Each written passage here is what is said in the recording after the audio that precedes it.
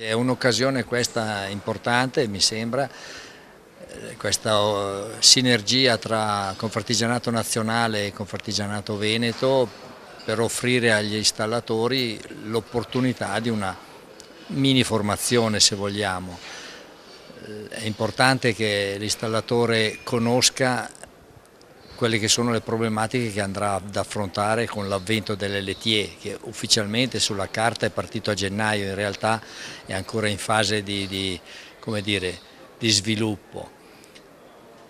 Coinvolgerà i nostri impianti, gli impianti d'antenna, saremo chiamati ad affrontare problematiche che non dovrebbero metterci paura, anzi sicuramente non devono preoccuparci. Certo richiedono professionalità e serietà nell'affrontarle, soprattutto serietà nei confronti della signora Maria per garantire la funzionalità dell'impianto.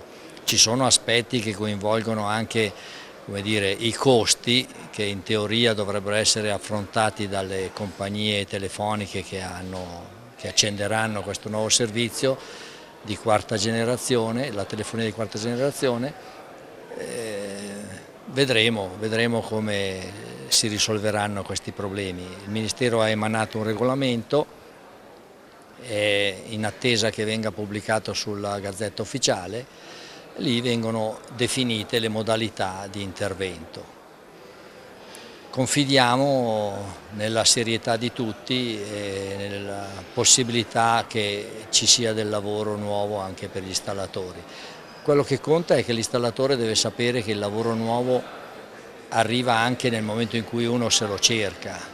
Penso per esempio alle nuove tecnologie, fibra ottica, IP. Il mondo IP è un mondo per gestire segnali e l'antennista è nato per gestire segnali, quindi è un mondo che spetta all'antennista. Spetta nel senso che l'antennista deve organizzarsi per entrare anche in quel mondo attivamente.